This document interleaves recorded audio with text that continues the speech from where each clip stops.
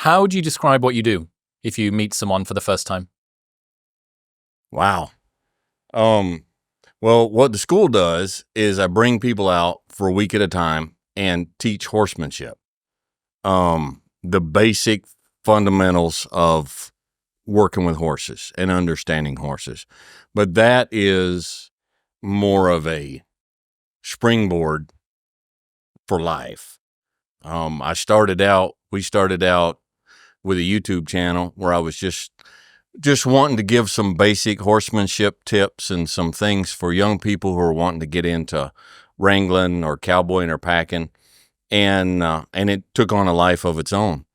And we started getting a lot of questions, a lot of comments on the channel. It's like, hey, if you'll start a school, we'll come, and so it's just kind of grown from there. So it's hard to say. We teach horsemanship, but then we also try to help young people have a more grounded, solid approach to life. What career did you want to do when you were a kid? I wanted a cowboy. That was it. Every little boy in this country at a certain age, they want to be a cowboy when they grow up. The only difference with me was I never outgrew it. That's all I ever wanted to do. Talk to me about your upbringing. What was childhood like? Definitely not cowboy. I had a very solid family. And my family, I'm the seventh generation of my family born in central Kentucky. My dad, my granddad, my great granddad, and my mom's side of the family too. And my dad was a Baptist preacher. And so we moved a lot for his work. But I didn't grow up. My opportunities for, farm work, ranches and stuff like that was when I visited my grandparents back in Kentucky. And I knew back then this is, what I wanted to do. It took a while for me to be able to actually do it. But I was raised in a very close-knit, very solid, very country, patriarchal family, just very old school Kentucky. Yeah. What do the rest of your family think about having a rogue wrangler in it? I don't know. I was different. I was a different man back when I was raising my children.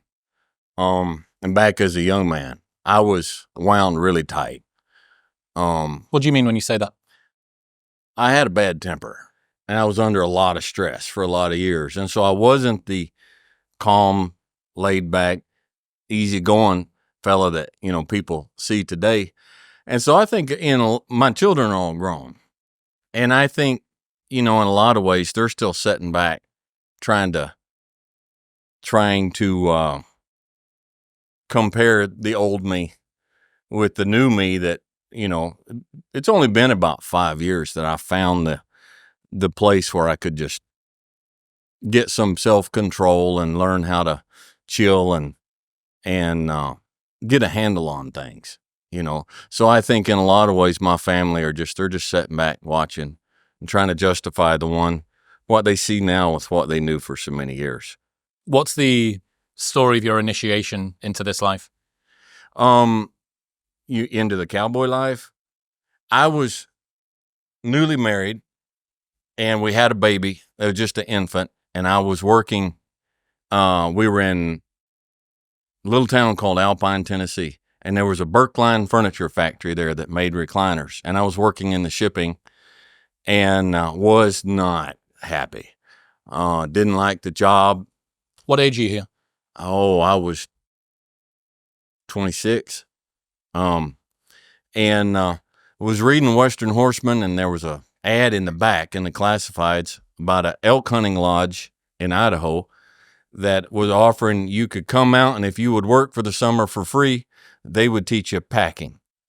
And I said, you know what? I'm going to do it.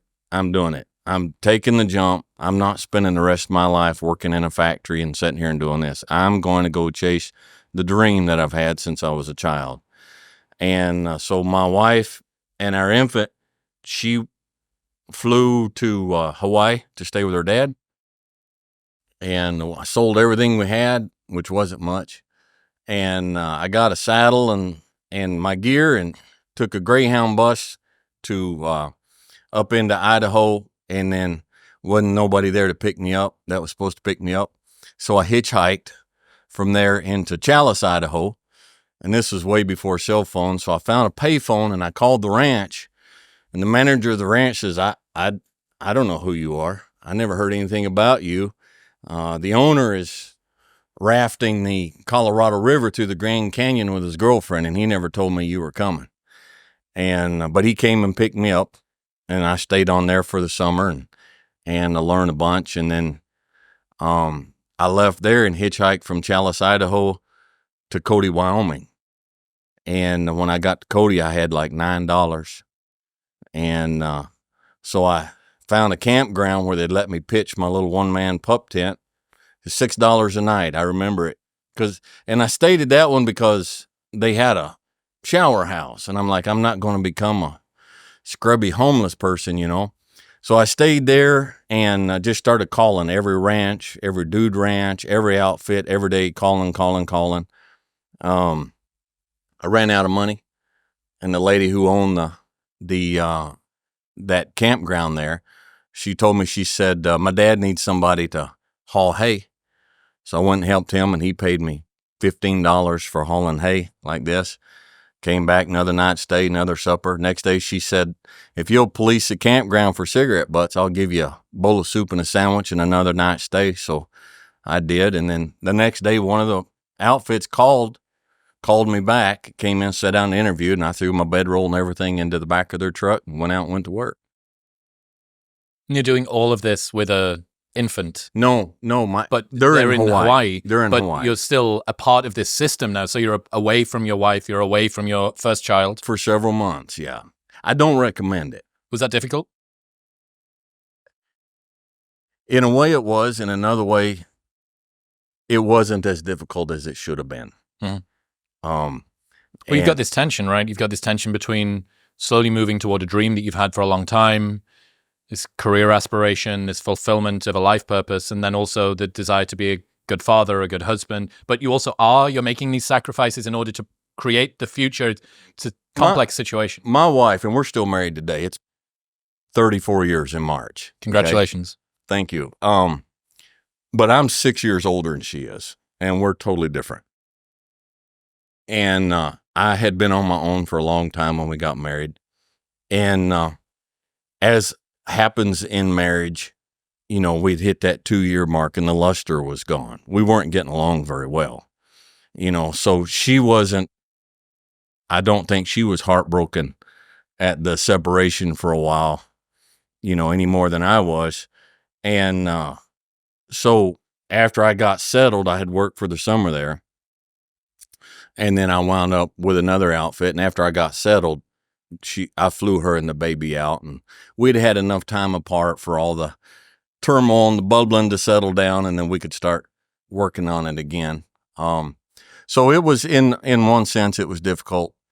Another sense, it was a bit of a relief, you know, that it shouldn't have been. It doesn't speak well to where I was in my character at the time.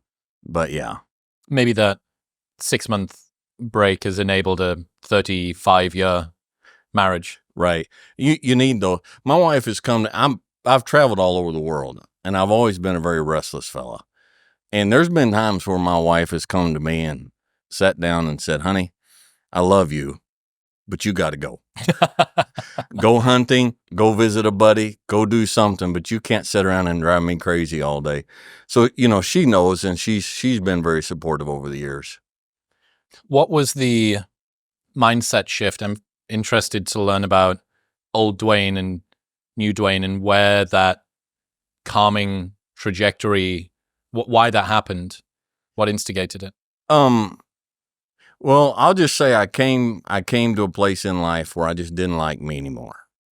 I looked in the mirror and I'm like, I will not spend the next 50 years with this guy like I have the last 50. I don't like me. Nobody around likes me. I can't.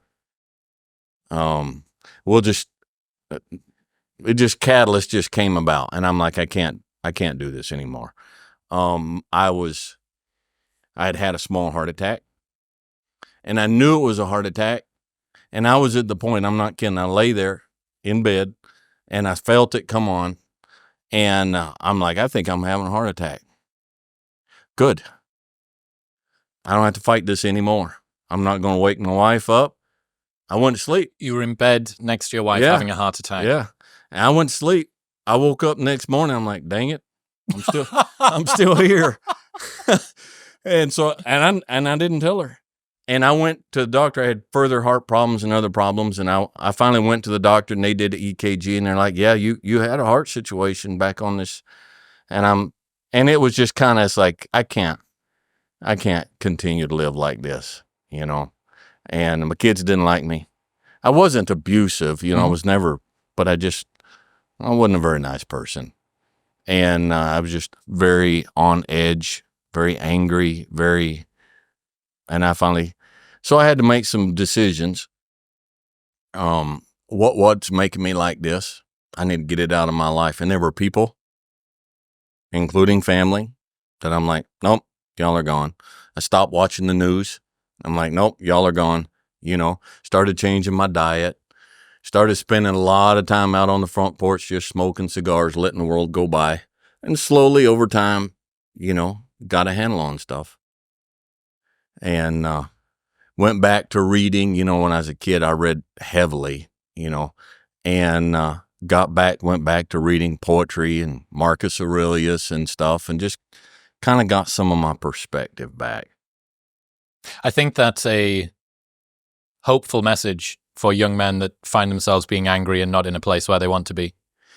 Angry, there's no benefit to it. You know, it doesn't fix anything. Even when you're in a fight, and I was in law enforcement for a while, even when you're in a fight, if you get angry in the fight, yeah, maybe your adrenaline comes up, but you lose your head. You know, you lose your strategy. And you know, anger, it just turned out, I'm like, this is not profitable, and this is eating me up inside, and I'm making stupid decisions, and this has just got to end. You told me as we were talking outside about how horses can detect your emotional state, your heart rate, and if you enter into an environment with them, right, they'll match you. Right. If you enter in all sympathetically aroused, presumably angry and frustrated, they're going to be able to tell. Right. How did you manage to get through so many years of working with horses, still being this angry guy? And how important was learning about yourself through working with horses? The question is, how did I not get killed? By a horse? How did horses not kill me? It was always a fight. I mean, I loved horses, but it wasn't ever what I wanted it to be. And I never really realized for the longest time. And then there's a horseman out there. He doesn't know me. Okay. And so I'm not, his name's Buck Brannaman, and he's been my biggest influence in the horse world. Okay. And so a lot of stuff I say is, when it comes to horse world, man, Dewayne, that sounds really smart. It's not mine. I'm not taking credit for it. Okay. But I learned from him that your horse is just a mirror of you. They're just a reflection of you. And so any problem that you're having with your horse is just a reflection of a problem that you have inside. And when I started getting that, and I started understanding that, and I started taking that to heart, learning to calm myself for the horse, you know, so I could accomplish something with the horse, which I should have had enough sense when I was young to do that for my wife or for my kids, you know, but sometimes you need a horse to teach you what a human can't. You know, Mark Twain said that youth is wasted on the young. So, but when I started and it started working, you know, there's times I've gone out to work a horse, and I was like, man, I'm not in a good place today. And I've sat down in a chair outside the pen looking at the horse, lit up a cigar, smoked a cigar looking at the horse. Cigar's done, light up another cigar. Still not ready. Maybe it was a pipe. but another one, sit there and then go home. Just weren't ready that day. I wasn't. And it's like, did I accomplish anything today? No, but I didn't wreck anything today. And sometimes that's a victory. Sometimes the biggest victory is, I didn't make a mess today. It was a good day. And I finally had to start figuring that out. I've been thinking a lot recently about mundane successes, these sort of small personal victories that you do in private. There's no fanfare. There's no audience. No one's even going to applaud you. No one's going to give you a pat on the back. Like, how boring of a success to say, I didn't mess up another horse's day today. Like there is few lower magnificent successes that you could do. And yet, I think we need language around how that is something that's important. That is a victory that you should be able to say at the end of the day when you look yourself in the mirror. Hey, you were gentle with that person when you were frustrated. Right. This person came up to you and you were all agitated and you chose to put civility first. Like, that's something, and no one's going to give you a pat on the back for being modestly polite and civilized, right? It's cool that you say that. I really think that more language around being gentle with yourself and appreciating when you have these small, unmagnificent victories is probably something good. Well, if you look at it, like in math, you study your negative numbers and your positive numbers in math. Okay, so you've got a chart, and let's start to my left. You've got -5, -4, -3, -2, -1, 0, 1, 2, 3, 4, 5. And in life, you're at -5. And people tend to think, and sometimes we tend to think, until I'm at 2, I didn't accomplish anything. But, getting from a -5 to a -4, that's a victory. And then so we avoiding going from a -4 to a -5. Yes. Just staying at a -5, we didn't go to -6. That's a victory, when I was young, come home from work, how was your day today, honey? I didn't get in a fight, so it was a good day, and but that is a victory. It's I study and you name your podcast, wisdom. Wisdom is not, in my studies, I'm starting to see this. Wisdom is predominantly not something that you do. If you study the book of Proverbs in the Bible, okay, if you study Meditations by Marcus Aurelius, and you study these wisdom writings, there's much more of the wisdom writings that are telling you things not to do than there are telling you need to do this to be wise. But more of it is, if you're wise, you won't do this. And so, like what we're talking here, a lot of victories is just, I didn't do that today. There's an idea from mathematics called never multiply by 0. So we can have 2 million multiplied by 47, multiplied by 2.1, multiplied by 20,000, multiplied by 0 is 0. Is 0. So if you spend all of your time working on your health and avoiding seed oils and eating only grass-fed organic meat, but one day decide to drive your car without a seatbelt on, that's multiplying by 0 if you get into a wreck. Right. And so much of life, I think, is avoiding pitfalls, not expediting successes, because the pitfalls can kick you out of the game permanently, or they can do things that they're so catastrophic they take much longer to come back from. And this is, in some ways, an excuse for being averse to risk. Right. But I think it's just being clever about risk and knowing where you can take risks that have limited downside, not unlimited downside. Right. Well, we work a lot with horses, of course, and we've gotten some horses in this year. They weren't ours. Like, my son had bought a horse last year, and the horse was, if you knew what you were doing, you could ride the horse, but the horse was not a broke horse. He didn't have him for very long, and then he deployed overseas. He's in the military. So we brought him to our place. And so, there's all these things, and the 2 young men that were working with me, it's like, okay, don't move fast. Don't jump. Let's do this. Don't scare him. Let's be calm, because they're a prey animal.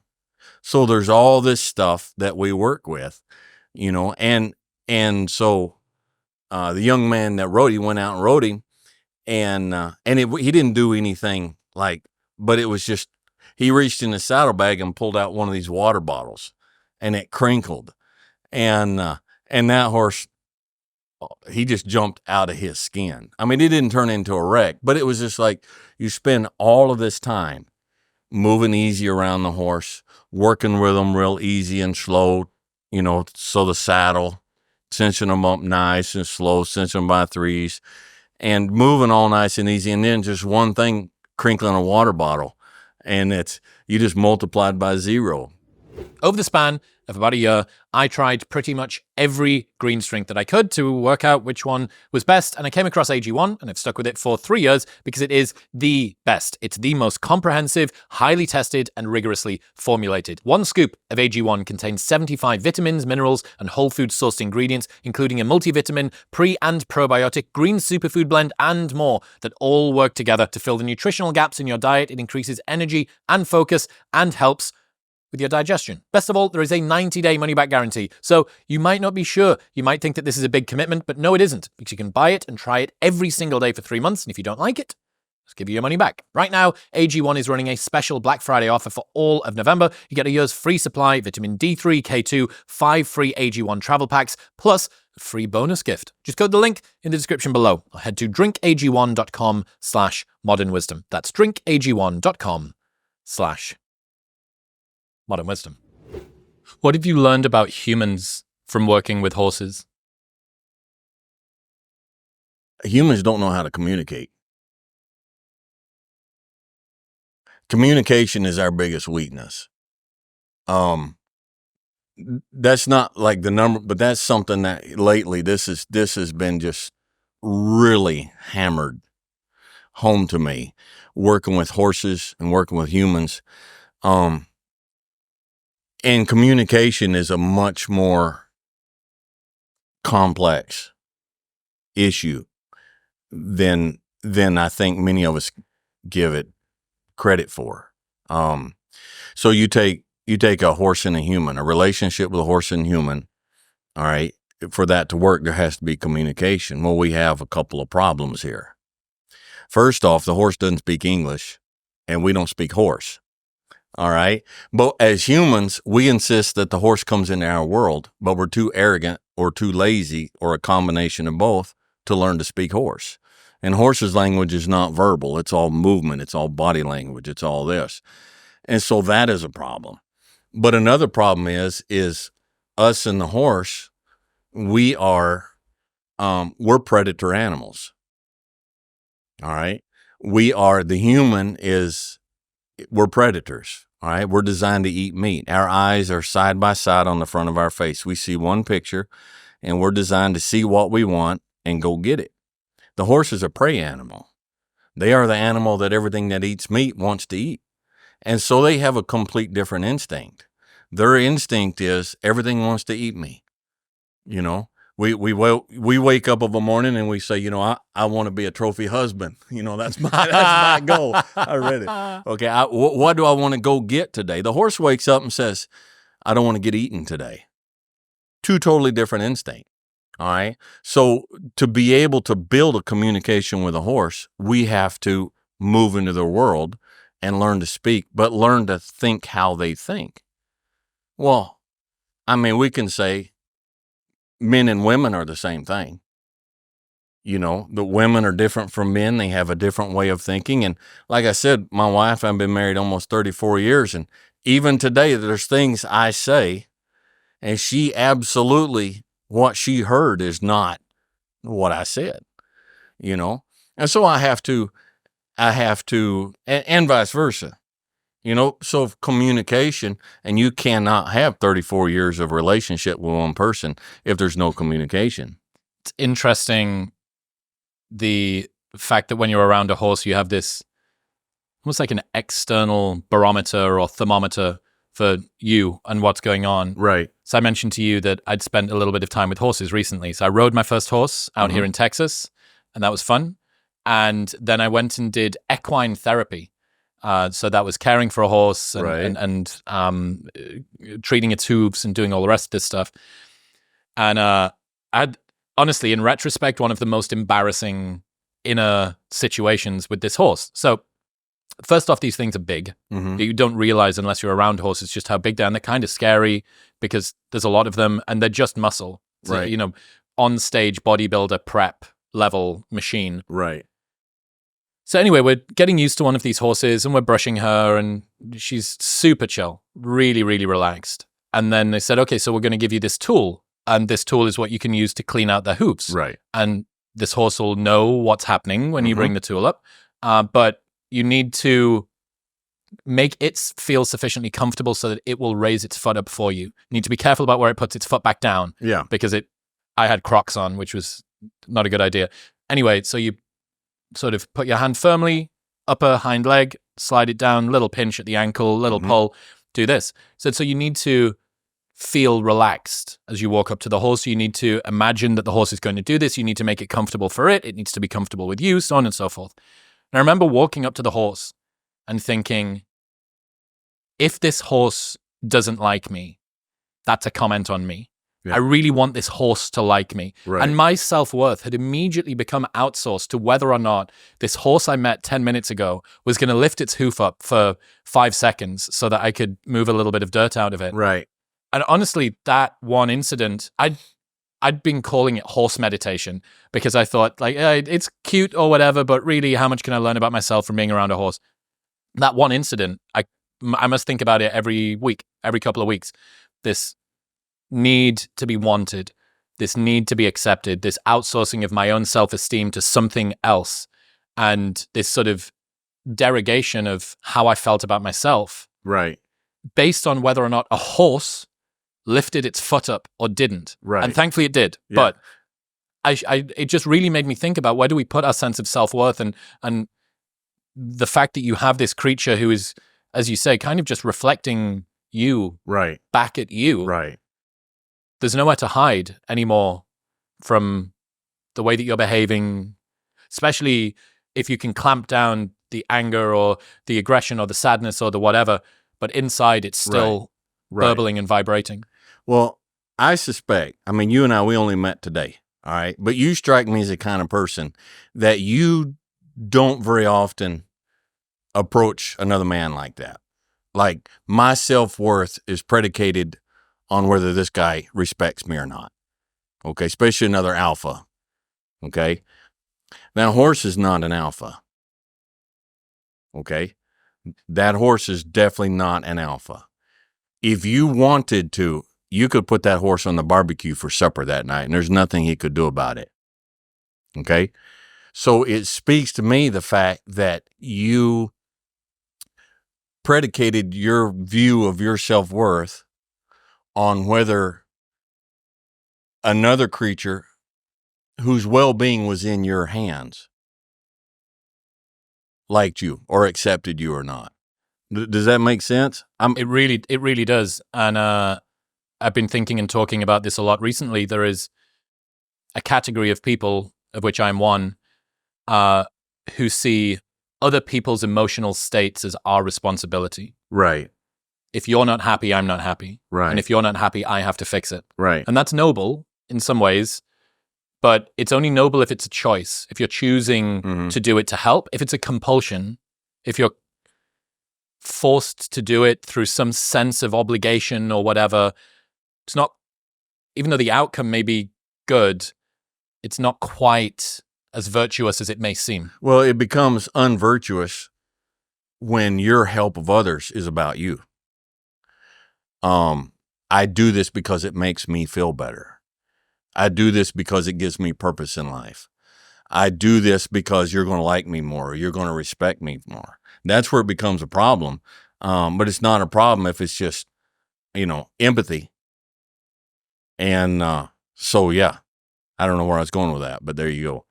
Is there a particular horse that you have learned a lot from in your life? Is there a few keystone horses that you had relationships with that taught you an awful lot? There are. There's several.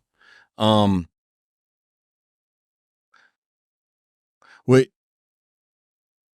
I was riding for an outfit in Alaska, guiding, and they brought in a mare And she was the best I could understand, she was a retired barrel racing horse from here in Texas.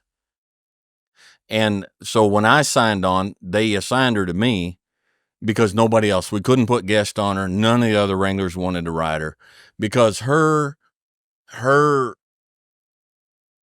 go-to was run. If something disturbed her, her head came up and it's run, just run. That's my answer to escape, to just run. And it wasn't something that I could physically fight and stop. And so that horse really made me step outside of the thought process of physically controlling something that has a mental, emotional issue and getting in her head and figuring out what can I do if the problem is mentally or emotionally, what can I do to get into her head and get into her emotions and fix that for her. And so what I did, and it's so simple, it probably wouldn't even make sense to a lot of folks. But while we were sitting there and while she was calm, sitting there at the ranch, waiting for others to get on their horses, I would just come in with the lightest little pressure and get her to tip her nose. Not pull her nose in, just give a signal, hey, tip your nose. So she'd tip her nose. And we'd just do that and just do that. And then when we get out on the trail and she started getting anxious about something and her head would come up, I would just default to that. And so she would find something that she was secure, the signal, and she would calm down, and she would calm down. And working with that mare for the summer, I made huge strides with myself in stepping outside of the norm of trying to physically control something that isn't ideal. Yeah, I mentioned that I had ridden a horse for the first time in Texas, Mm-hmm. and they gave me whatever the leader of the group is for the horse, whatever that's called. And I was right far at the back. Yeah. And this horse was eating. And the lady that was guiding the group said, just give him a little pull and he'll come along. I gave him a little pull. He didn't move. I mean, it is absurd to explain how strong these things' necks are. Yeah. And I'm like, so I don't think he doesn't want to come. She's like, no, just take a little bit more. I'm like, I'm a pretty strong guy. So I was like, right, okay, I'll give it a big pull. Didn't move. I'm like, and by this time they're 100 yards away. Yeah. I'm like, he doesn't seem like he wants. She said, no, like a really big pull. So I went mixed grip, like you do on a deadlift. Yeah. Set my feet into the stirrups and like 1 rep maxed this horse's head up. And finally he got up. And that was absolutely not the most efficient way to get him to do that thing. There would have been a much better way than me. Right. Well, so your average horse, your average quarter horse size horse, is going to weigh between 800 and 1,100 pounds. Okay. Now, what I teach folks is I don't want his body. Okay. I want his mind. Now, if I physically, like you just went through, if I physically get his body to do what I want, but I don't have his mind, as soon as he gets a chance, he's going to go back again. But if I ignore the body and I get the mind, if I have the mind, I have the body. So in a situation like that, what I do is I don't pull his head up. Okay, I take the reins and I bounce that bit that's in its mouth. I bounce it pretty sharp. And he decides in his mind, I don't like that. I think I will pick my head up. And it's like, I'm not going to pick your head up. That's what you have a neck for. Okay. You have that neck. That's what it's for. I'm not picking your head up. I'm going to suggest to you that you decide it's in your best interest for you to pick your head up. And we go for the mind. And how much in life, you've got all these folks working for you here, and you can't physically browbeat and nag and threaten. Tried. You've tried. Does it work? No. They're belligerent. Yeah, I've already heard stories. Yeah, it's just, they're abused. Yeah. But you want to make things so that they decide that if this is what Chris wants done, it's in my best interest. I want to go do that. Yeah. And again, it's communication, and again, it's getting in the horse's mind and working with the horse in that manner. I'll give you an illustration if I can. All right. one of the cardinal sins in my book is when I go to get on a horse and the horse walks off. When I'm part way up, I'm stepping up, I'm swinging my leg over, and he's walking, he's leaving. Okay, that's a cardinal sin. So we have a difference of opinion here, me and the horse. It's like, I want you to plant your feet, and I want you to be still while I get on, and then I'll tell you when I want you to go. He says, well, I want to go. So I'm not going to sit there and pull back and say, whoa, and do that one-legged hop along Cassidy down while I'm trying to get in the saddle. I'm not going to do that. I'm not going to physically hold him back. I'm going to put my toe in the stirrup, and I'm going to go to step up, and when he walks off, I'm going to step back out, and I'm going to make him keep walking in a circle around me 8 or 10 times. I'm like, I wanted you to stand still, but you want to walk. I tell you what, I'm a nice guy. I'm going to let you walk. I'm going to let you do what you want in a controlled manner. You pick the tune, and I'll pick the dance. And I'll make him walk around. He's like, I don't want to walk anymore. But you said that's what you wanted, so I'm letting you do what you want. He's like, I don't want to walk anymore. Okay, stop. Whoa. I want you to stand here while I get in the saddle. And he says, and it may take a couple of times, but after a while, he says, you know what? I think what I want to do is I want to stand here while he gets in the saddle. So we communicate, and when I got his mind, when I changed his want to, I didn't have to fight with his body. And so that's how you approach it. You understand and you communicate. I've heard you say that sometimes you have to apologize to the horse for being an idiot. Yes. How do you apologize to a horse? They don't care. I apologize to the horse for my sake. I mean, nothing the horse does is personal. All right. The horse will buck you off. They won't come back and apologize to you. They did what they did because that's what they felt was necessary at the time. And so they don't operate on that wavelength. But there's times when I do something and it turns out I'm like, that was my fault and that was stupid. The horse doesn't take it personal either.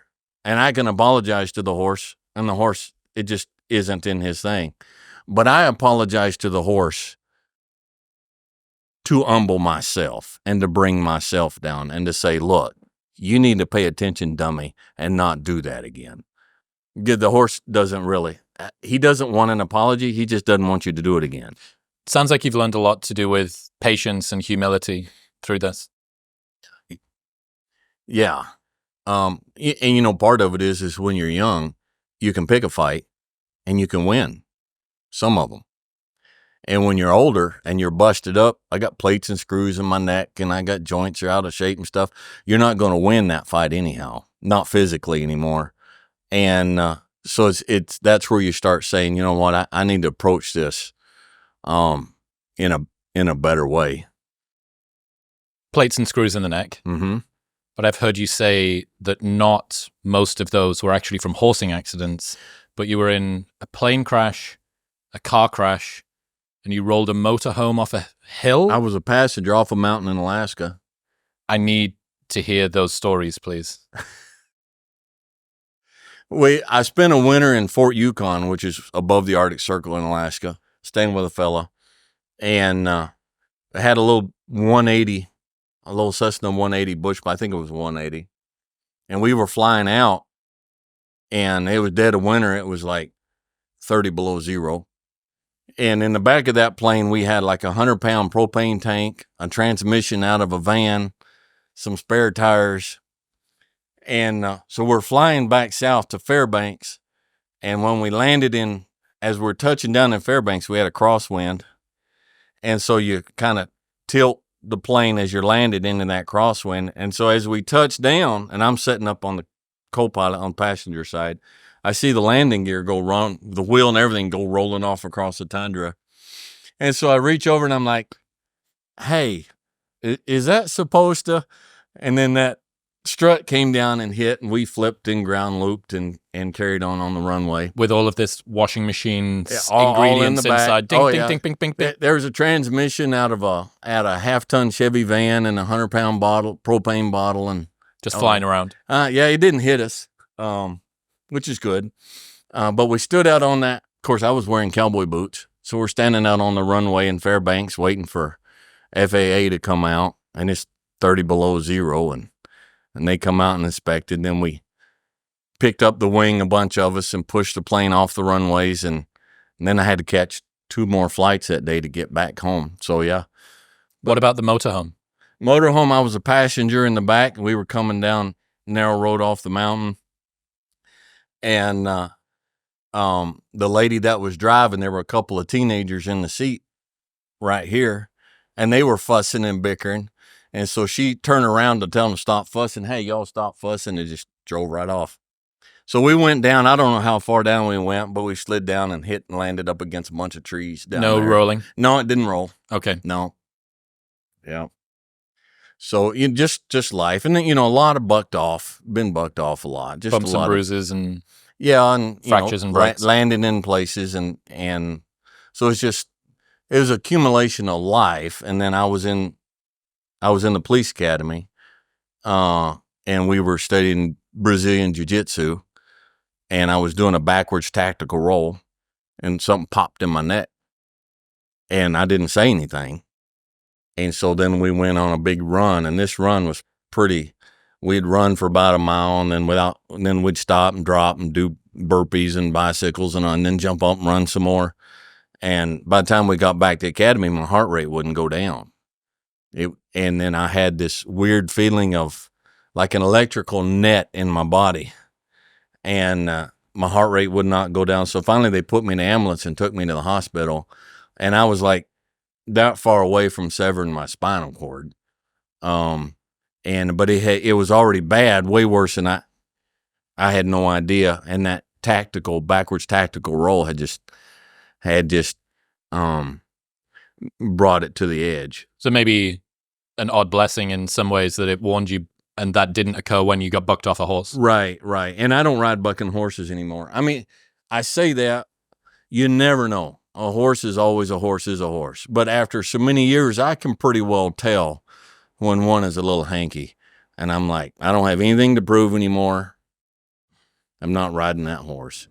If you haven't been feeling as sharp or as energized as you'd like, getting your blood work done is the best place to start, which is why I partnered with Function. They run lab tests twice a year that monitor over 100 biomarkers. They've got a team of expert physicians that take that data, put it in a simple dashboard, and give you actionable recommendations to improve your health and lifespan. Function track everything from your heart health to your hormone levels and your thyroid function, plus nutrient deficiencies. They even screen for 50 types of cancer at stage 1, which is 5 times more data than you get from your annual physical. Best of all, Dr. Andrew Huberman is their scientific advisor, and Dr. Mark Hyman is their chief medical officer, so you can trust that the data and insights you receive are scientifically sound and practical. Getting your blood work analyzed like this would usually cost thousands, but with Function, it is only $500. Function has a 300,000 person waitlist. Boo. But every Monday, they open up a few spots for Modern Wisdom listeners. Yay. Right now, you can get the exact same panels I get by going to the link in the description below or heading to functionhealth.com/modernwisdom. That's functionhealth.com/modernwisdom.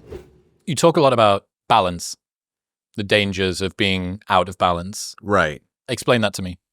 Well, let's take any area. Okay, raising children. All right.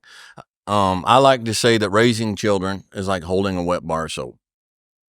If you squeeze it too tight, it squirts out of your hands. If you don't hold it tight enough, it slides out of your hands.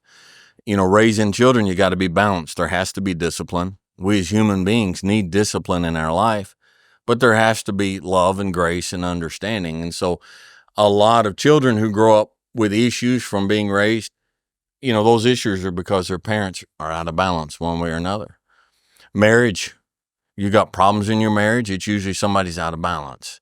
They're too distant or they're too clingy. They're too demanding or they're too permissive. They don't have personal boundaries. It's just out of balance. I think, oh, heck, I'm going to do it. What are they going to do to me? Okay. I don't like the trend in this circle, men's motivation circle. I don't like the hustle culture as is being brought out and taught today. I don't agree with it because I think it's out of balance. I think young men need to know that, hey, it's okay for you to sit down and to read and have a cigar and to chill and to think. Because I guarantee if you're in the weight room, pumping out all these reps and running on the machine, and then you're going into the cubicle and you flip open a computer and you're not thinking, you're learning, you're taking in, but you're not meditating on stuff, and you're not thinking. But that can be taken so far that young men are made to feel guilty for just sitting down and thinking and relaxing. And I understand that there was a tendency in this country. We had a lot of young men that were not raised with dads. They weren't raised to work, and so it's sitting on the couch playing the stupid Xbox, not growing up learning to work. So that pendulum went too far this way. So now you've got guys who, in order to counteract that, they swung the pendulum too far this way. And a balanced man needs to be somewhere in the middle. He needs to be able to work, to do what needs to be done, to improve himself. And he also needs to sit around by the fire in the backyard and have a cigar and read some Kipling and just stay balanced. There needs to be balance. I wrote an essay about that this week. Did you? Would you mind if I read it to you? Absolutely not. I think type A people have a type B problem, and type B people have a type A problem. Insecure overachievers need to learn how to chill out and relax, and lazy people need to learn how to work harder and be disciplined. Given that you subscribe to me, I'm going to guess you're probably type A, some version of a walking anxiety disorder harnessed for productivity, as Andrew Wilkinson says. Here's the thing you may have already realized. Type A people with a type B problem get very little sympathy, because a miserable but outwardly successful person always appears to be in a much more preferential position than the content being lazy but on the verge of being bankrupt person. The problems of opportunity will always get less sympathy than ones of scarcity. One feels like a choice, the other like a limitation. One is a bourgeois luxury, the other a systemic imposition. I need someone to teach me how to be disciplined and work harder, feels noble and upward aiming and charitable. I need someone to teach me how to switch off and relax, feels dopaminergic and addicted and transactional and opulent. Every underdog movie ever has a training montage of someone working their life out by working harder. None included a guy learning how to log out of Slack at 6 p.m. or finally enjoy a beach holiday. So yes, type A people may have objectively better lives, but subjectively, they're ravaged by the sense that they've never done enough. They wake up every morning feeling as if they've already fallen behind, and only if they dominate their entire day flawlessly will they have dragged themselves back up to some minimum level of acceptable output, which means they can go to sleep that night without feeling like they've wasted it. Congratulations, you might be very successful, but you might also be very miserable. Just work harder, bro, advice, reliably makes everyone more successful in the only way that they can be judged, outwardly. There are very few issues in life which can't be solved by just working harder, so everybody treats it like a panacea, not a purpose-built tool. And, on average, maybe more people do need to hear David Goggins shouting in their face to go harder rather than Eckhart Tolle whispering in their ear that they are already enough. But, for a certain, perhaps minority cohort of people, they actually need to hear the opposite message. We need a parasympathetic Goggins. Who's going to carry the TV remote and the cigars? Hashtag rest harder than me. Type B problems are just as tough as Type A ones, but they require a much less sexy solution, peace, one that you can't achieve by just working harder. I agree 100%. I have guys come into the school and I'm like, I don't say anything. It's not my business, but I'm like, you're going to die young. Tightly wound? Just tightly wound, and it's never enough. It's never enough. I'm like, when is it enough? What is enough? I've been thinking the last couple of weeks, I'm like, the saying is, just keep the main thing the main thing. But I think where we crash and burn is how we define the main thing. And I see myself in a very small, tiny way, infinitesimal way. I see myself as the anti-David Goggins. I see myself as a guy, it's like, there's places where his message is needed. I'm not knocking the guy, okay? There are places where his message is needed, but his message is not needed for everybody, okay? I'm going to I'm going to probably step over a line here and you can edit out anything you want. All right. I'm really bothered by these guys who are financial gurus who will fire you if you don't have a six-pack. There's a problem. There's a main thing, staying the main thing problem with that viewpoint on life. And I want to see men that I'm, for whatever reason, whatever way, brought in to influence. I want to see them find balance. I don't want to see them find money. I don't want to see them find six packs. If that is part of the result of it, fine. Okay. But I want them to find balance, and I want them to find that place inside where they're like, my main thing is my main thing, and it's enough. I've heard you say that a good man is born to serve, not born to make money. Absolutely. What's that mean to you? Well, if I make money, and I've heard all excuses because there's guys who have a problem with me saying that. All right. But if I make money for me. Now I've got, my wife definitely benefits from it. And, my children, although they're grown, they benefit from it. But ultimately in the end, if I'm pour all my life into making money, that's for me, but if I pour my life into as many people as is fitting, and I don't know, their life is better for me having come through. I want, and I'll never know, in some tiny way, what means the most to me is that when you leave here today, in some small way, your life is better for us having sat down and talked. That means more. And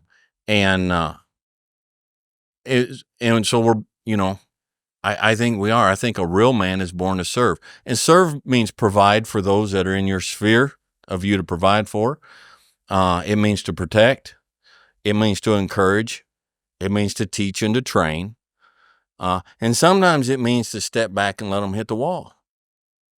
Sometimes the best service you can do for somebody is to, when it's all done, walk up and look down and say, did that hurt? That's what they needed. But we won't do that because it makes us look bad. And even in our service to others, we do it for ulterior motives, but yes, I believe that very strongly. I believe if you spend your whole life to yourself, for yourself, you have no purpose of being here. This planet is not in any way better for you having been here. Is that what a good man is to you? That's what a good man is to me.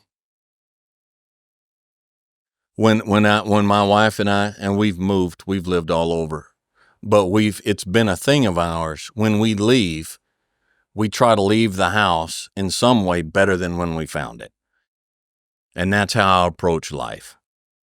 Is like when people come across my path, I try to leave their life a little better than when I found it. And you know what? That may be just looking at that poor, tired lady checking out at Walmart with the sore feet and the glazed over eyes, and looking her in the eye and say, how are you doing today? It don't take much, but it's like, I guarantee in some small way, her life was a little better when I passed through that Walmart line than it was before I got there.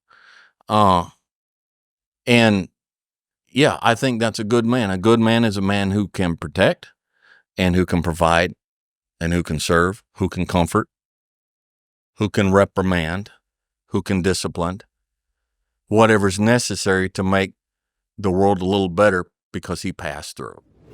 We'll get back to talking to Dewayne in 1 minute, but first I need to tell you about Element. For the last 3 years, I have started my morning every single day with Element. It is a tasty electrolyte drink mix with everything that you need and nothing that you don't. Each grab-and-go stick contains a science-backed electrolyte ratio of sodium, potassium, and magnesium with no coloring, no junk, or any other BS. You might not be underslept. You might not need more caffeine. You might just be dehydrated. And proper hydration is not just about having sufficient fluids in your body. It's having enough electrolytes to allow your body to use that water. Best of all, they have a no questions asked refund policy with an unlimited duration. So you can buy it and try it for as long as you want. If you don't like it for any reason, they'll give you your money back and you don't even need to return the box. That's how confident they are that you love it. Right now, you can try it completely risk-free and get a free sample pack of all 8 flavors by going to the link in the description below or heading to drinklmnt.com/modernwisdom. That's drinklmnt.com/modernwisdom. What do you think about the balance when it comes for men between strength and softness, rationality, emotionality, rigidity, vulnerability? I think that's a balance that a lot of men struggle with. I still think that the conversation around emotions, around being open, whether it's with your friends or a partner or even yourself. You literally denied yourself going to the doctor for a heart attack. Like the male ability to deny that things are wrong, whether they're physical or emotional, is like a reality distorting power that we all have. Right. How do you come to think about that balance between the hardness and the softness in men? I'm still old school. I'm still very old school. Now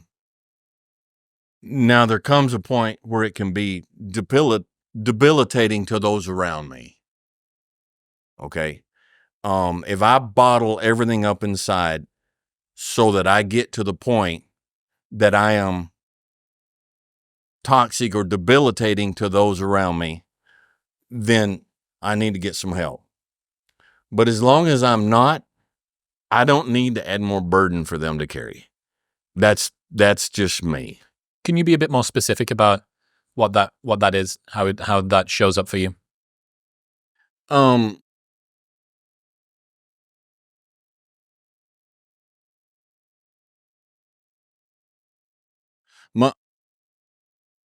My wife has been encouraging me for a while now for me to go and talk to somebody. Just there's years and years and years of, there were a lot of rough years there. But I'm like, I can't do that.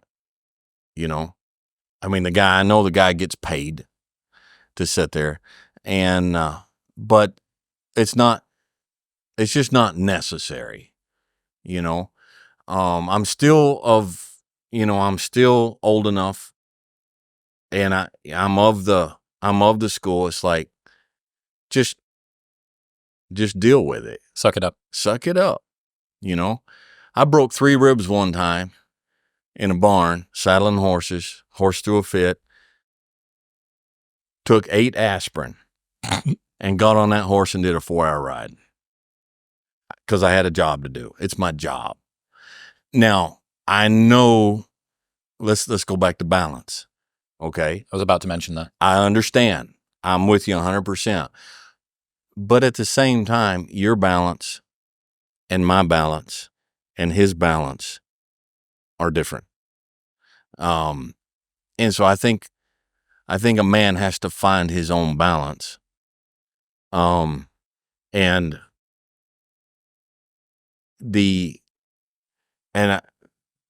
going to get so many messages on here disagree with this. But I think that this thought of men's mental health, emotional health, go get help, I'm not saying it's bad. I'm not saying it's wrong. I'm not saying it's out of place. But I think, like everything else, I think it could be taken to the point that men just become weak. And brother, let me tell you, in this day and age, we don't need more weak men. Now when your internal battles come to the point that you need help because they have weakened you, then get help, But I think everybody's balance is different. And I fear there was a problem for years on this side, but I fear, just like everything else, with that subject being pushed the way it is, we're going to get out of balance on the other side. And it's like, and everybody needs therapy for everything. This is the nuance, I think, around what we were talking about, type A problems, type B problems. Right. Because it's easy to just take that as a one single meal on a plate as opposed to multiple different pieces, right, or a onesie right, that you put on right, as opposed to an outfit that's piecemeal and put right, together. So there's a British writer called Matthew Syed who's coming on the show soon. And the interesting thing about tennis as a sports reporter is that you had three phenomenal world champions all at the same time. You had Nadal, you had Djokovic, and you had Federer. And he used to go to Wimbledon and he would see how they were warming up, and each had a different approach. So he'd go and see Nadal, and he's just raw aggression, his top's off, and he's hitting the ball as hard as he could, and he's sort of just fury. And then he'd go and see Djokovic, and he's like a robot. And this guy's precise, precision, rationality. And then he'd go and see Federer, and he's playing trick shots. He's laughing, and he's having fun, and he's sort of flirting with the ball girls and stuff like that. And each of these guys have won titles while all of them have been playing, and they've traded places, some on this court, some on a different type of surface, etc. But if you were to look at any of them and say, in order for me to be a world champion, I must be, okay, well, which one? Because all of them were world champions. Yes. And this is, I think, you're right. The message may largely have swung too far back toward the you cannot deal with any difficulty. You must prioritize your internal state over external responsibilities, mindful Mondays and time off Tuesdays and, cookie Wednesdays. Yeah. And it's trying to find who's this message for particularly. And I think really trying to get people that are listening to feed it through the filter of, is this for me? Is this for someone else? Right. And that point around just go harder, bro, can cause you to have a heart attack laid in bed next to your wife. Yeah. And you go, okay, that's something that I probably do need to heed. Right. And on the other side, like, am I a useless blob of emotional nothingness? Right. Okay, well, maybe I need a bit more David Goggins in my life. Right. And I think finding that balance and not having a one-size-fits-all answer. So how does a man, an individual, pick any individual, how does he find that balance that fits him? With difficulty. I think for me, it's come with age. It's come with learning myself. It's come with experience of understanding what happened the last time that this situation occurred and how I felt. Right. And trying to. So what would you encourage or advise a young man, 19, 23, who doesn't have the benefit of the age and the experience? And what would you advise him and say, look, this is kind of an area that might help you find your balance? I think checking in with yourself and not treating your first response as always the correct one. I think the immediate sort of reflex that we often have, especially as young men, young and men, is an issue because that you haven't accumulated enough experience for you to be able to call it gut instinct wisdom. Right. What it is probably your default response, which is from childhood, from the group that you grew up in. Maybe it's dad's pattern, maybe it's mum's pattern, maybe it's the teacher and the way that you had to protect yourself in school. It's unlikely that that is the best way for you to deal with things. So I think don't believe everything you think. Yeah. Can we boil it down to a bouillabaisse and say, look, when you have that thought, don't trust the thought. I need to do this or I need to do that. What if we start asking ourselves why? Why do I need to run 300 miles with 2 broken legs? Because David Goggins said so? Why do I need to do that? What is the purpose? Not why for me, but why do I need to do that to make myself the man I need to be for those around me? Why do I need to say, you know what? I need to spend more time in the backyard with a cigar. Why do I need to do that? And if the answer is because I'm becoming an overwhelmed, overtight, losing my balance, losing my focus on what really matters in life. I'm becoming hard to live with to those that I care the most about, to those who I am the most responsible for. So the why is, this will make me a better person for those around me. Me being able to bench press 200 pounds as opposed to 180 pounds does not necessarily make me a better person for those that I'm here to serve. It feeds my ego. So maybe a little more time in the gym doesn't answer the why, and a little more time in the backyard with my kids, that gives me a better answer to the why do I need to make this choice as opposed to that choice. And maybe that's a little more accessible to a young man without a lot of experience.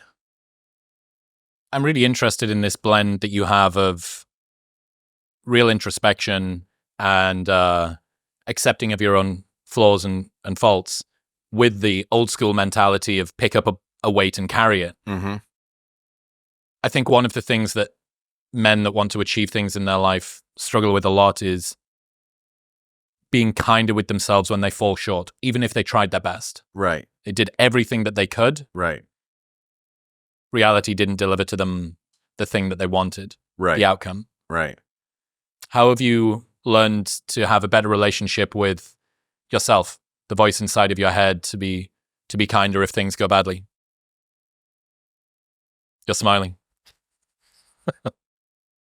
I like me. I like me. I would buy me a drink. I look at me now and I see all the warts. Okay, I see all the negatives more than anybody else does. I see the positives. And over the whole balance of stuff, I like me. And I can give myself the same grace. If you and I were friends, I can give myself the same grace I can give you because I like me. I like me in spite of my understanding and the reality of my weaknesses and my warts and my scars and everything. But, all in all, I'm a pretty good dude. And, man, you got to get to that point. Outside of arrogance is pride mixed with ignorance. All right, that's the definition of arrogance. I'm not talking arrogance. I'm talking about, look, as a human being, I've failed at this. I've succeeded at that. I've wrecked this, but I've built that. And all in all, I've tried. And, but I like me, so I'm going to give me some grace. And it's as simple as that. I would buy me a cigar. I wonder how many men can say that. Not as many as should. And I wonder how many people can say that. How many people say, I like me? They would give more grace, more care, more attention, more love to somebody else than themselves. There's a statistic around, I think on average, the likelihood that you are going to complete a course of antibiotics yourself is about 50%. Right. The likelihood of your dog completing it is 95%. Yes. Yeah. So we're literally capable of caring for a pet nearly double as well as we can for ourselves. Remembering that if you die, no one can look after the pet. Right. So in an odd roundabout way, serving yourself and serving others from a cup which overflows around your own, or the saucer that sits around your cup is important. And again, this sort of tension between being self-serving, being narcissistic, being egotistical, being self-centered, but not meaning that. Right. It's this delicate balance, and this is what comes with growing up. Right. And I think this is why one-size-fits-all flaming sword advice seems to die away as people get a little older. Yeah. You listen to a Joe Rogan, and a lot of what he's saying is hedged in some regard. It's caveated. It's this is what worked for me. Right. Not this is how everybody should do it. Right. And there's a humility that comes with age. Right. Right. Because if you turn around and look back with open eyes at your life, you see all the scars. I mean, you can't The only way you cannot be humble in old age is when you refuse to look at the reality of your life up to today. That's the only way. Because nobody's skated Right. through it perfectly. But this is what drives my, and it sounds ludicrous in my ears, but my business endeavors today. This is the core of what drives me. Okay? There is no business out there that I can take on. There is no monetary endeavor that I can take on that is worth the gamble of me losing me. It took me years of a lot of grief and pain and work to get to be who I am today in spite of who I was. And I don't want to lose that. I don't want to lose myself in business. I don't want to lose myself in trying to earn a better living, in trying to get a name, in trying to do this. It's like I have turned down so much because I've looked at it and I've asked myself, who's this going to make me be? Who's this going to turn me into? Even a little bit. And it's like, it's just not worth it. It's not worth it. And so I'm right now trying to find the balance in undertaking something that's not going to alter me, that I'm not going to lose myself, and then not succeeding at something because I was too afraid to try it, which has never been an issue with me before. I've never been afraid of failure before. But now I've got something I don't want to lose, and that's myself that I actually like, a me that I actually like. Does that make any sense? You understand? 100%. Okay. The person that you have to spend the most time talking to in your life is yourself. Try not to lose that respect. Right. And I think, this was a lesson that I realized toward the end of my 20s, where I'd accumulated a lot of success and status in maybe the way that modern society tells a young man that he should, with freedom and notoriety and women and stuff like that. And that was cool. And like, to look back on, fun. But it was beginning to get to the stage where I didn't like me all that much. I hadn't done anything bad, but I just felt like I was built for more. I was built for different, built for something else. Right. And I realized that I wasn't keeping promises to myself. Right. That if I said I was going to wake up at a certain time, the snooze button would be hit 3 times. Right. If I said that I was going to stick to my diet or go to the gym or do this thing, maybe it would happen, but it wouldn't happen quite the way that I'd meant it to. And there would be some negotiating and some cajoling and some falling short. So imagine that you had a friend, and every time that you invited this friend out for lunch, they showed up an hour late or they didn't show up at all. After a while, you'd stop trusting them and stop inviting them out at all. Right. Well, you are that friend to yourself. Yeah. How can you have faith that you're going to go and do all of the things that you want in life when you can't not hit the snooze button? Right. Or you can't not cheat on your diet. You Right. can't not do, you are constructed by the tiny decisions that you make every single day. And even if you think that nobody else is watching, and even if no one is, there's this little ticker in the back of your mind when you go to bed. You were gentle with yourself when you got agitated. Right. Good. Yeah. You were kind with the lady that looked like she was tired at Walmart. Mm-hmm. You said something peaceful and encouraging to her. Good. Yeah. But you did these things. Right. You did something that makes you feel not so proud about yourself. Right. And, in some ways, it's a great correcting mechanism because there is no hiding from it. And Right. People turn to alcohol and distraction and aggression and depersonalization in order to deal with the fact that they don't like themselves. Right. But ultimately, you need to live with the decisions that you make. You Right. need to live with you. And Right. there is this set of scales inside of your mind that's just balancing things all the time. And if it, you know. Yeah. People don't know how to like themselves. I mean, people don't know how to like themselves, but it's not complicated.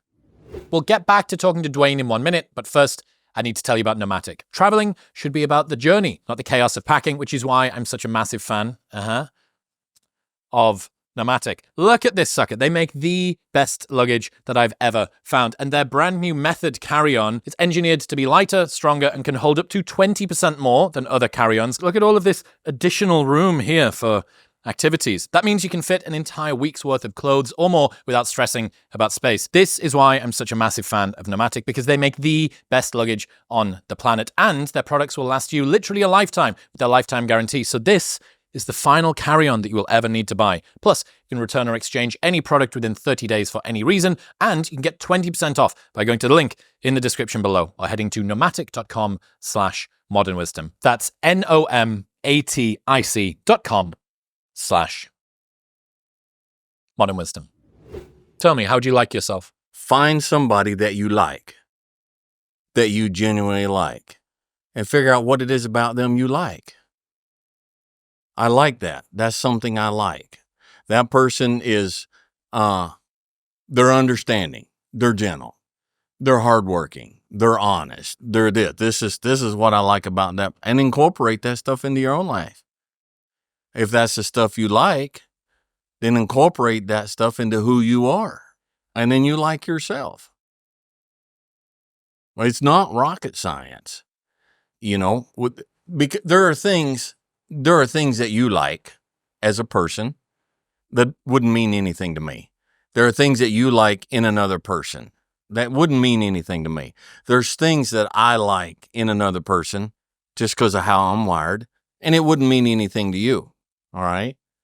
So that is what I like in a person. So if I work at taking on those attributes, it helps me become a person that I like. I always used to feel a little nervous when talking to people, and perhaps my horse situation belied this. I always wanted people to like me. Yeah. So I was unpopular as a kid, only child, a lot of time in solitude, bullied in school. And I wanted people around me to think that I was fun or cool or interesting or want to be near me or want to be around me or whatever. And I think I assumed that was always this sort of grand, charismatic, out of reach, impressive person. You needed to be impressive. You needed to walk into a room and look at all of the things I can do. Right. And then this was 2 years ago. My friend George made me realize this just by virtue of being peaceful and brilliant. And I realized that the reason I loved being around him wasn't because he was the most charismatic guy in the room or even the most interesting guy in the room, although he can be, but because he made me feel like the most interesting person in the room. Right. And I think this is such an important lesson for people who want to be liked, who struggle socially, and want to become better.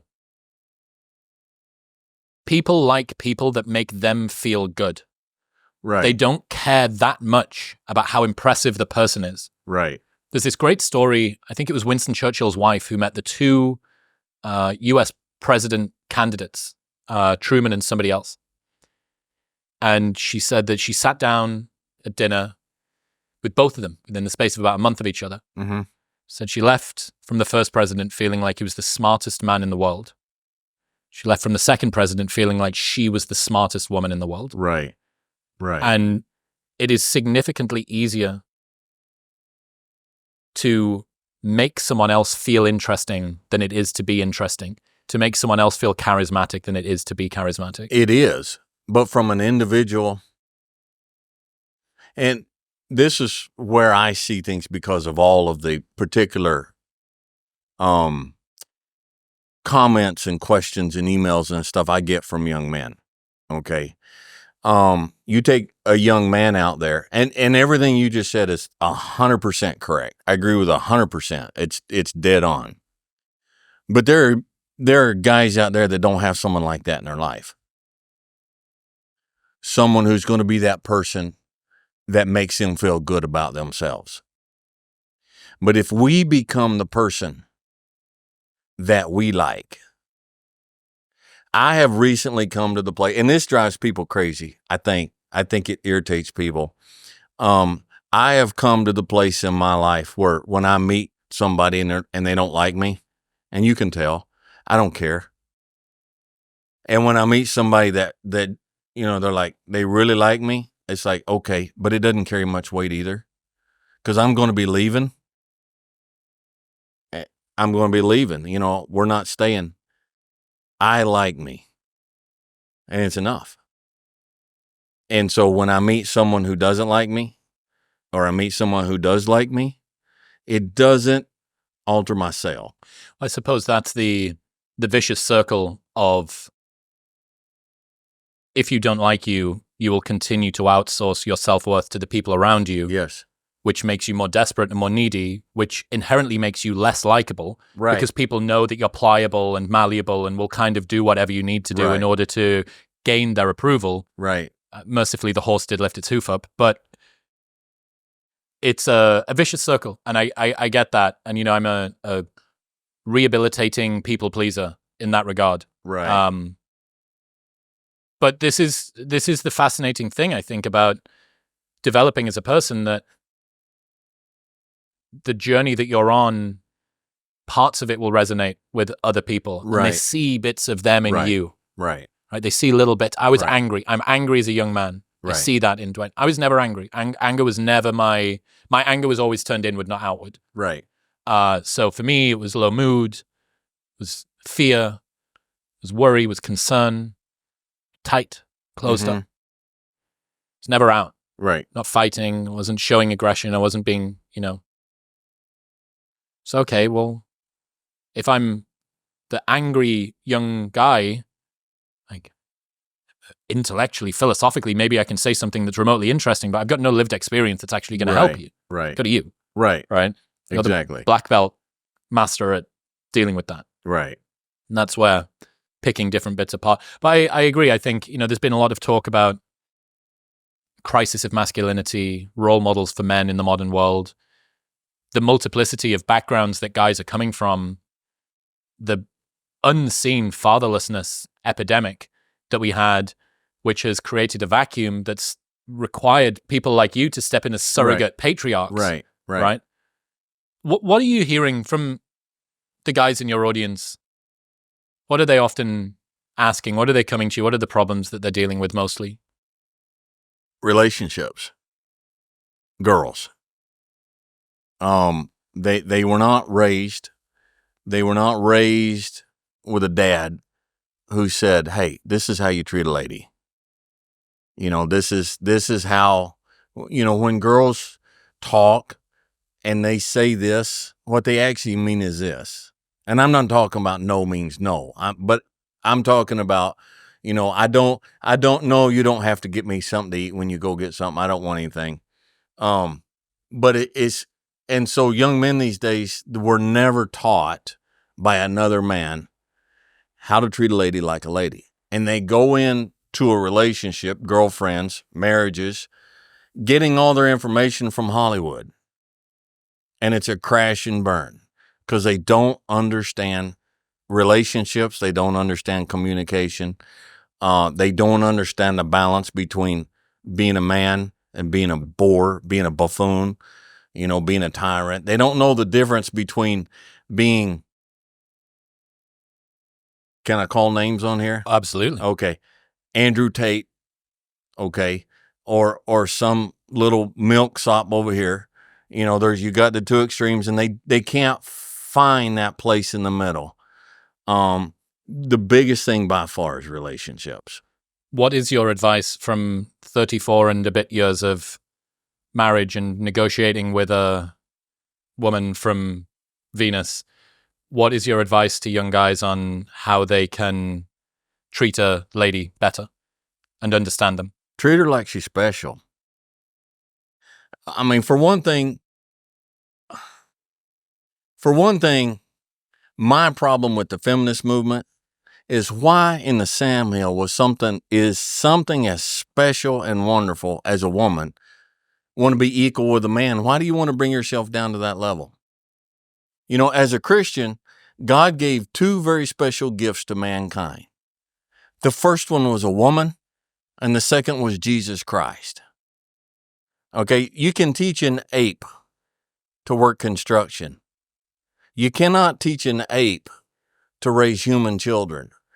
I think it's degrading to women to try to be the same as a man is, okay? Treat them special. And secondly is communicate, all right? If you don't understand what they're saying, if you're confused, sit down and gently say, look, I'm sorry. I don't understand.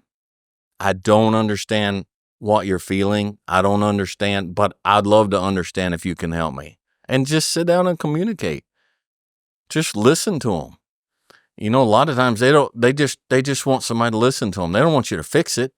They just want you to listen to them while they take all this boiling stuff inside their head and put it out so they can actually hear it. And sometimes that helps them sort out all these thoughts that's in their head. They need to just put it out so they can hear it.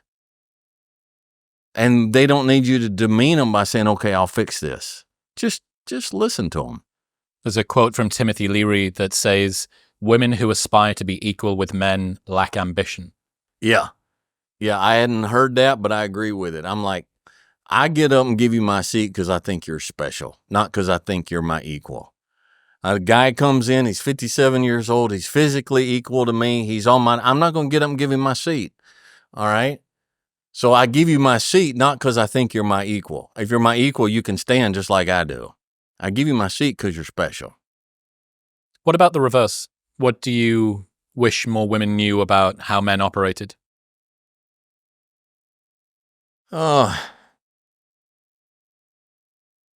There's 10,000 times more going on inside the head of a man than you have any idea. He's carrying burdens that you don't have a clue about, and he don't know how to express them, and he don't know what to do about it, and he figures if he puts it out there and communicates it, he's just going to be shot down, called a fool, called weak, so he carries it inside, and you have no clue the burdens and the hell that most men are carrying inside and not even showing you.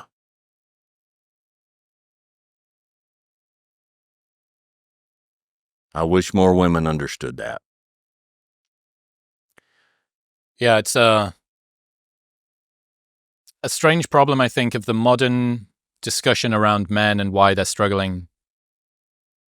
That a lot of the solutions that get put forward, a lot of the only acceptable solutions that get put forward are, if only you acted less like a man, all of your problems would go away. That men are treated like defective women as opposed to treated like work in progress men. The average man, I believe, the average real man, does not need to go get therapy for the battles and the burdens he's carrying inside. What he needs is for those that he's carrying them for to recognize that they're there and to respect it and to be grateful for it. They don't need to talk it out to get rid of it. They need the one that they're going through this hell for to recognize it's there and to be grateful that the man is carrying this for them. They don't need therapy. They need gratitude. How important do you think it is to communicate that as a man? You've said there are 10,000 things, challenges, trauma, complete inability to communicate it, whether maybe you can communicate to a horse better than you can communicate it to your significant other. Right. What's your thoughts around vulnerability within a relationship? If you're not going to the therapist, perhaps. Right. How about opening up about these fears and concerns? And well, first off, let's take away vulnerability. Okay? Because a lot of times men won't open up, they won't respond because it's looked at as becoming vulnerable. And it's like the little Dutch boy with his finger in the dike. It's a little tiny leak, but if I allow this little tiny leak the entire dike is going to give way. That's why we can't allow the little tiny leak. Okay? So if I'm sitting here and if I'm one of these guys and my significant other is sitting there, I can communicate to her what I need to communicate without being vulnerable. I can maintain my strength and communicate to her. Okay? I can say, look, I'm working 60 hours a week, and the environment that I'm working in is very, very difficult. And I come home and I only have 8 hours here at the house, and this is the only place of peace I have in this entire world. And when I come home, you're angry all the time. You're not satisfied about anything. You want that, whatever the situation is.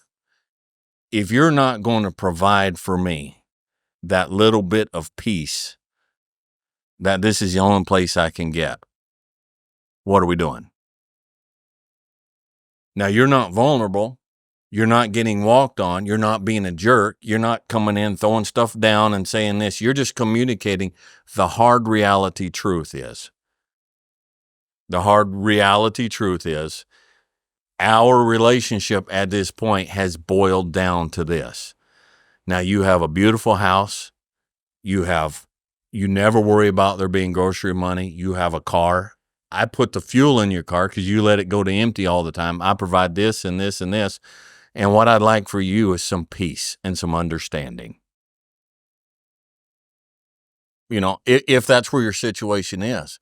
But to communicate it in such a way, not to come in and whine, not to grovel, and not to tyrant, not to yell, not to pick a fight. It's like, look, I'm just communicating because I think we have a lack of understanding here. So I need you to understand this is where things are right now. And so you can communicate, but how you communicate is just as important as what you communicate. Transparent communication like that is so rare. Being able to put across what you mean. Yeah. Without ladening it with resentment, passive aggression. Right. I knew a guy many years ago. He had a little dog, one of those little furry little rat dogs, And his one of his little joys in life was he'd look at that dog and he'd smile and he'd say, "Oh, you're so stupid. You're the ugliest, dumbest, most worthless dog I've ever seen in my life." And that dog would just wiggle and roll over and he'd look at me and say, "It doesn't matter what you say, it's how you say it."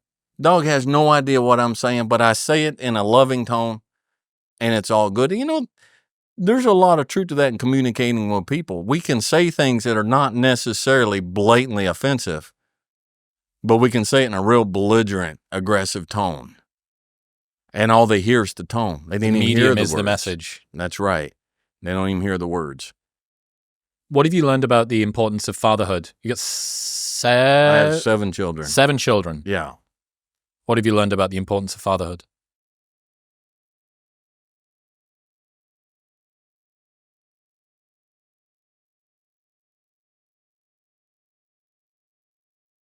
All right. I believe God made man. Okay. And God created man and God gave man the word. And the word at that time was, don't eat of the fruit of those 2 trees. Okay. That was a symbol. That's all the word God gave man at that time. Then God gave man a work. And the work was, he said, take care of this garden. And then God gave man a woman to help the man. Okay. That man and then the woman God gave him, that became a marriage. And then that man and wife had children. And those children had children, and then there became governments. Okay? You see where I'm going? In this country was founded as a Christian country. This is what I believe. People can do whatever. I believe that this country is only as strong as the churches. Even our founding father says America will remain great as long as America is good. When America ceases to be good, America will cease to be great. This country is only as strong as the churches in this country. The churches are only as strong as the families that make up those churches. Those families are only as strong as the marriages that those families are built on, and those marriages are only as strong and good as the man that God built the marriages on. As goes the man, so goes the marriage. As goes the marriage, so goes the family. As goes the family, so goes the churches. As goes the churches, so goes the country. Everything is built on the husband and the father. And this country is a failure today because the fathers and the husbands have failed. How? Failing to be the example they need to be, failing to be the leaders they need to be, failing to be the disciplinarians that they need to be, failing to be the providers that they need to be. If you don't have the backbone as a husband and as a father to be the bad guy, you've got no business being a father or a husband.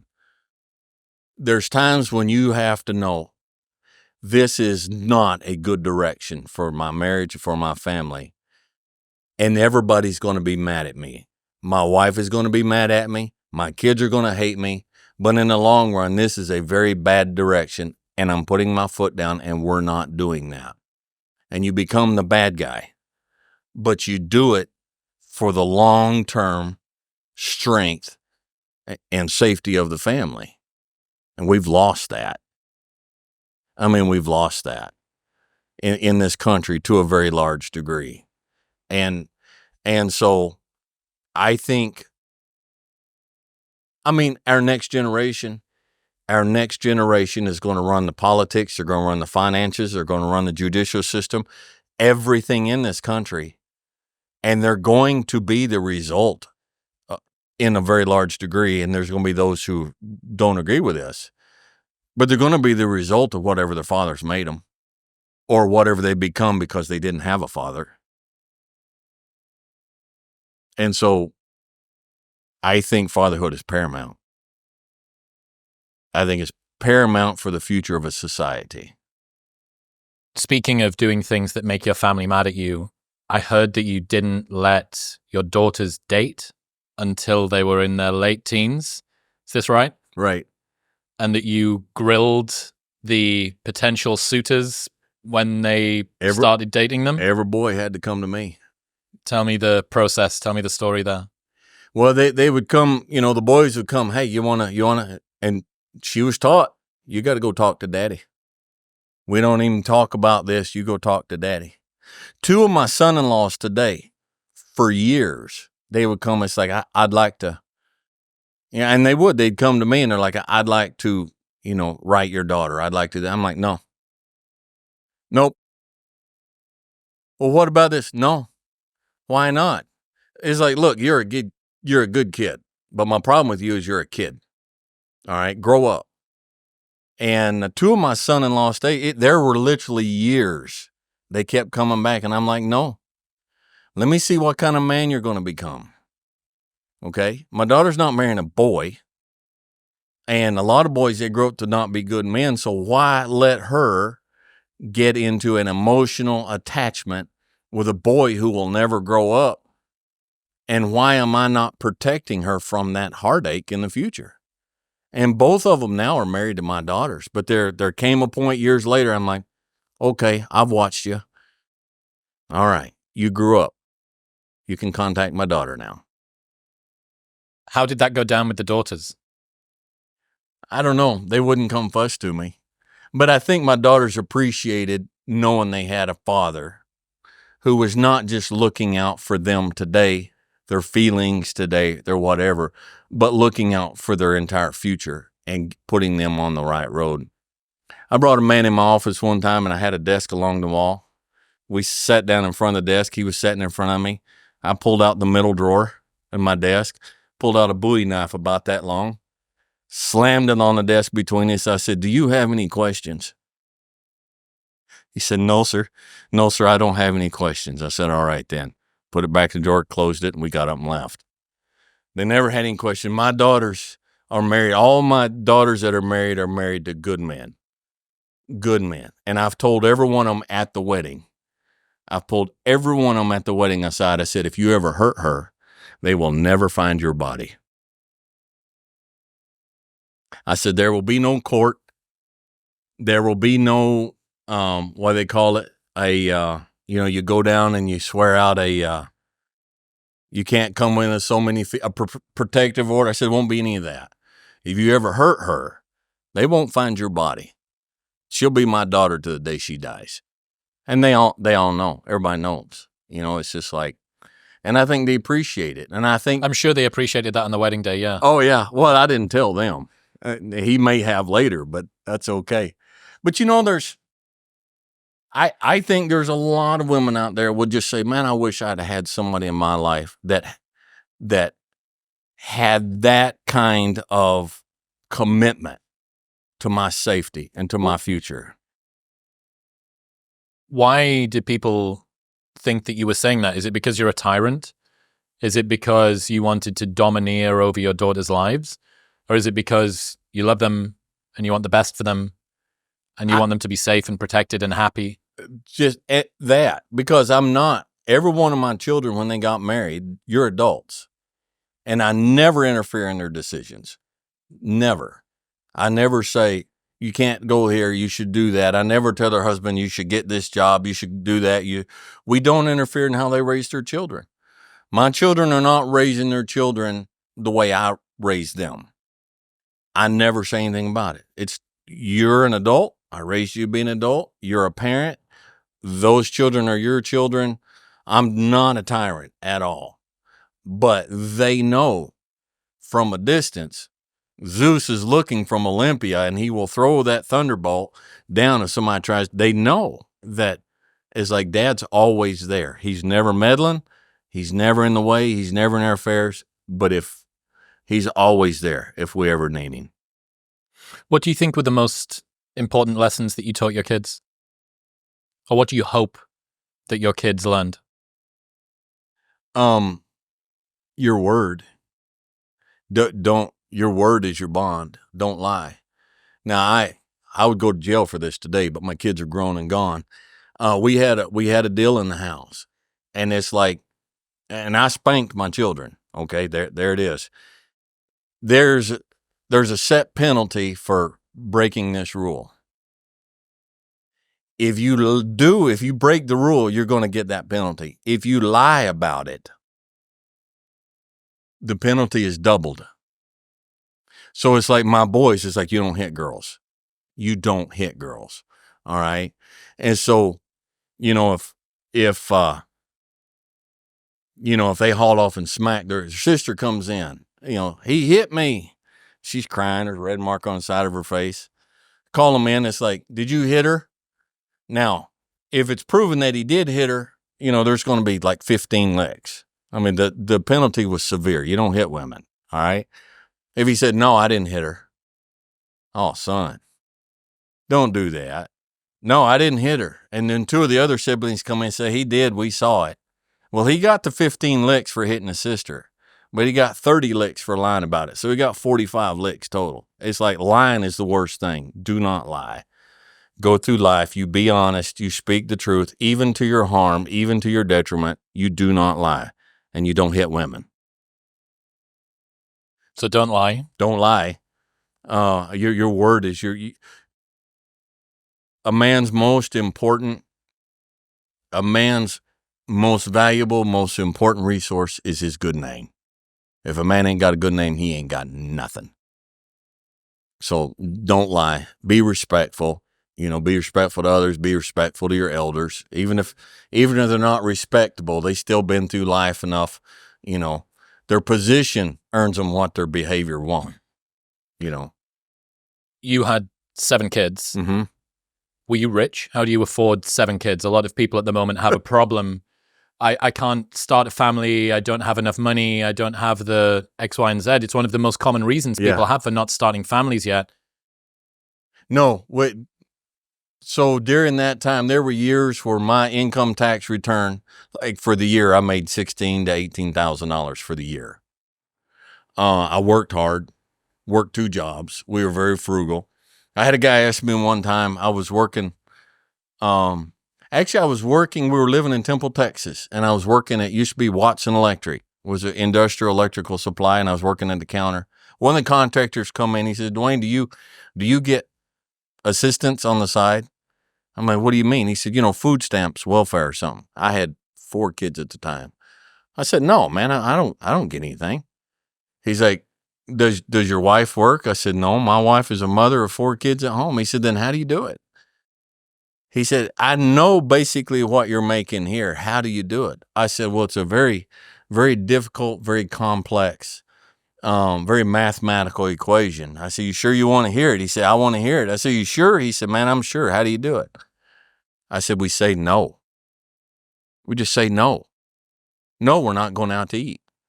No, we don't need satellite TV. No, you don't need $100 pair of basketball shoes. No, we don't have to have TV dinners. No, my wife can cook." You just say no. No, I bought a 1976 Dodge Dart, paid cash for $700. I don't need a car payment. I just need a vehicle that'll get me from point A to point B. I said, just say no. Live within your means. It's amazing. I mean, we rented a mobile home. We were in a mobile home, $300 a month, whatever it was. How many people lived in the mobile home? Myself, my wife, and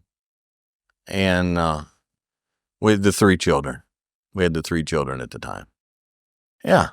So it's just live within your means. You don't need near as much as you think you need, and who cares about the status symbol of those around you, what they think you are. And then you find out when you get up to my age that the people out there who are super, super, truly super wealthy, for real, most of them, they look like they're living in the mobile home driving the Dodge Dart. They don't show it, I mean, they don't have all the big supercars and everything. You're truly obnoxiously wealthy guys. They're driving Toyotas.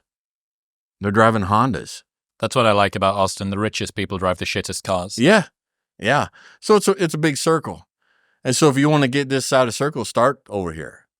If you want to get to the level of where you are so rich, you drive the crappiest car, you start by driving the crappiest car.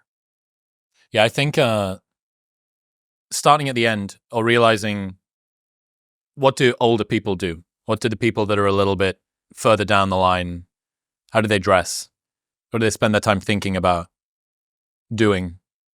What are they invested in? And realizing that if you're going to end up there, and if you can see that most people with age, for a good amount of time, comes some wisdom and some understanding. Right.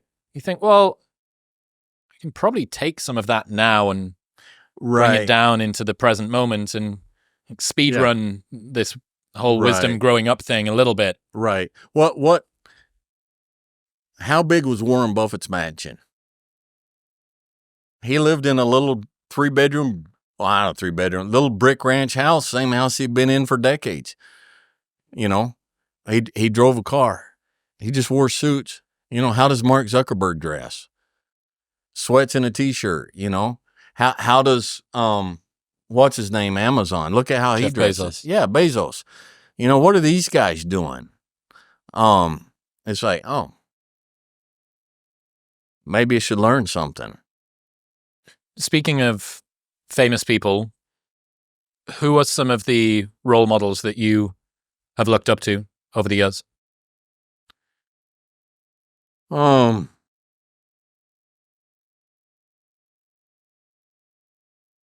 can't think of anybody famous that was. Well, what about private people? My dad.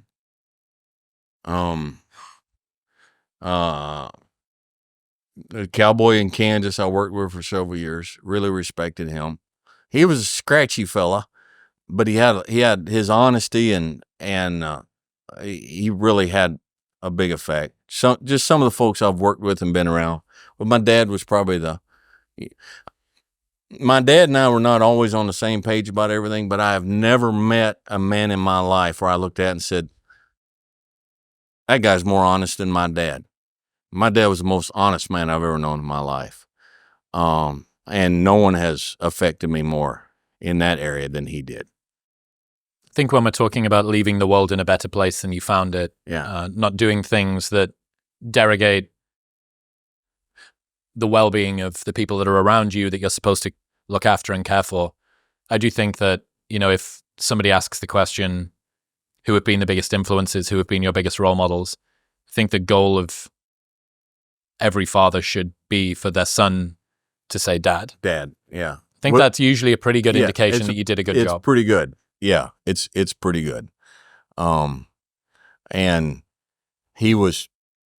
my dad was always himself, but himself was a good guy. Himself was enough. He was never wealthy, never famous, but he was very much respected in his field. And, there's very little more that a man could ask for when he leaves this world than saying, look, I was known as an honest man. I was known as a very respectable man, and everybody that knew me respected me. They may not all liked me, but they all respected me. And everything else is really not that important. I'm interested, you have this facility now, which maybe you're going to have to slow down for a little bit and reorganize to make it work. Mm-hmm. If you were able to design your perfect day, what would that look like? What would an ideal day for you be? That I could whatever you in want. My life now? Yeah. In your life right now. What does a perfect normal day look like for you? Man, my days right now are all over the map.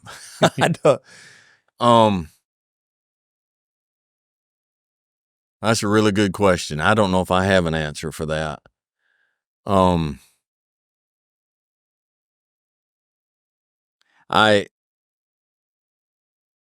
You stumped me. I don't know.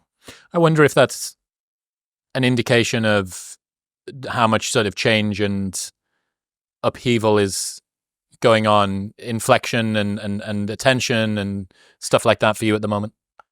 I think it's an indication of how the quality of my day is internalized, how it's not affected by my environment, by what's going on. I think it's more of that. It's like whatever happens, whatever I'm doing today, we can make this a really good day. Instead of thinking more along the lines of, if I can do this, and if this can happen, and if I can be here, and if I can have this property, and I can have this schedule, and that, then that's going to be the perfect day. Then I can have a good day. Yeah. Well, that's power. One of my friends, Alex, says, if you can have a bad day for no reason, then you can have a good day for no reason. I've been staying with my best friend lives in Temple. And day before yesterday, I got up. He had to go to work. I got up, took a shower, made 2 or 3 cups of coffee, and I got online and I said, I know there's cigar lounges around here. There's got to be. And I found one in Belton, nice folks. And so I went to the cigar lounge and I just sat there and smoked a couple of cigars and talked to folks until about 1 o'clock. Went back to the house, sat on the porch and talked with my buddy's wife about poetry. She's real big into poetry. And we just sat on the porch and talked, and then he came home, and he and I went to Lone Star Steakhouse, and I had a ribeye for supper, and I'm like, today was a really, really good day. What did I accomplish? Who cares? What did I break? Nothing. It was just a really good day. It's just the ideal day.